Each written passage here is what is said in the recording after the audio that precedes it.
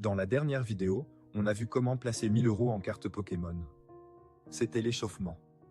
Aujourd'hui, on passe aux choses sérieuses.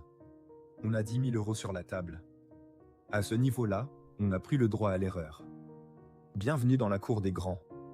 Avec 1000 €, on cherchait à doubler la mise rapidement. Avec 10 000 €, la priorité change, on cherche la préservation du capital et une croissance agressive. On construit un coffre-fort. Avant d'aller plus loin, je ne suis pas conseiller financier. Je suis un stratège qui partage son plan B. N'investissez que ce que vous pouvez perdre et surtout, n'investissez que dans ce que vous comprenez. Si vous n'êtes pas confiant sur un item, n'achetez pas. C'est votre argent, c'est votre responsabilité. Voici ma répartition de guerre pour 10 000 €, 50% dans le scellé ancien, 20% dans le scellé moderne et 30% dans les cartes dradées. Commençons par le gros du morceau, 5 000 €. On va chercher des items qui ont fait leur preuve. L'air XY et soleil et lune. La nostalgie de ces blocs est en train de monter en flèche. Attention. Premier piège. Si tu achètes des boosters à l'unité de ces époques, danger. Ils peuvent être pesés, pour garder les lourds ou recoller. N'achète jamais ça à un inconnu sur Vinted. On vise la sécurité, les ETB et les displays. Ma préférence absolue? L'ETB destiné au culte. C'est le Graal moderne. Et l'ETB légende brillante. Ces boîtes sont iconiques.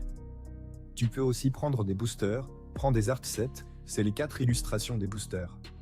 Tu peux prendre dans les blocs XY ou soleil et lune. C'est 5 000 €, c'est ton béton armé. Ça ne bougera pas ou très peu à la baisse. Ensuite, 2 000 € sur le moderne. L'air épée et bouclier est terminé depuis maintenant 2-3 ans mais on ne prend pas n'importe quoi. On veut des séries avec des cartes incroyables. Je cible les displays règne de glace et origine perdue ou tempête argentée. Pourquoi? Parce que les cartes à l'intérieur, Lugia, Giratina, maintiennent la valeur de la boîte scellée. Je ne prends pas l'évolution céleste car la display est déjà bien trop chère.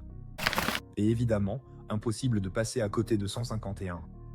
C'est la valeur la plus liquide du marché. Des ETB 151, c'est comme avoir du cash, mais qui prend de la valeur. Petit aparté pour les joueurs, si tu veux un peu plus de piment, tu peux allouer une partie de ces 20% sur des ETB évolution prismatique avec les évolutions. C'est de la spéculation pure, mais le potentiel de hype est nucléaire. Il nous reste 3 000 €. C'est là qu'on se fait plaisir. Mais avec rigueur. On oublie le PSA 9. À ce niveau de prix, on veut la perfection. On veut du PSA 10. On cible les alternatives des séries majeures du bloc épée et bouclier. Pas de petites cartes. On veut les rois.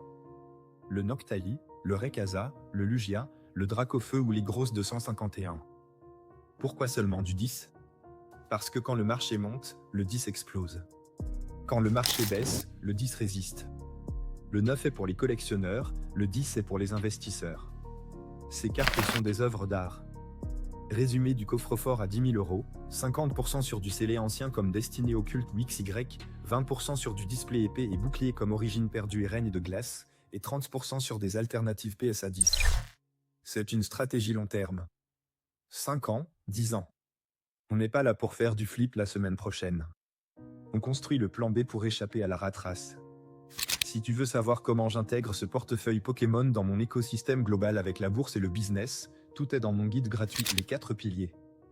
Lien en description. Sois prudent, sois patient, sois libre.